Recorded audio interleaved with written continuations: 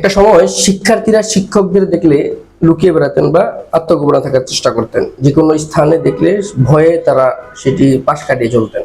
আর এখন শিক্ষকরা শিক্ষার্থীদের দেখলে পালিয়ে বেড়ান বা লুকিয়ে থাকার চেষ্টা করেন। এটি আমাদের জন্য লজ্জার, এই জাতির জন্য লজ্জার। আমাদের সকলকে এই ট্রমা থেকে বের হতে হবে, কেননা আমরা শিক্ষকদের প্রাপ্ত সম্মানটা তাদের দেওয়া উচিত।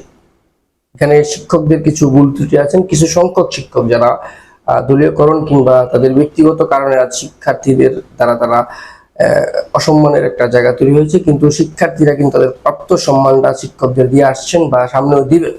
শিক্ষকরা দেশ গড়ার কারিগর। শিক্ষকের দ্বারা আমরা সুশিক্ষিত হয়ে দেশটাকে পরিচালনা করি।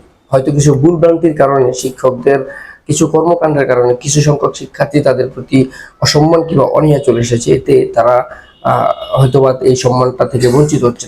কিন্তু আমাদের শিক্ষক ভাই বোনদের একটি আহ্বান জানাই যে আপনারা শিক্ষকদের যেই প্রান্তে আছেন তাদেরকে সসম্মানটা দেন, কারণ শিক্ষকের দ্বারাই কিন্তু আজ আমরা পরিচালিত। আজকে আপনি যদি পড়াশোনা করছেন, আপনি যদি স্বশিক্ষায় শিক্ষিত হন, এই শিক্ষকের দ্বারাই।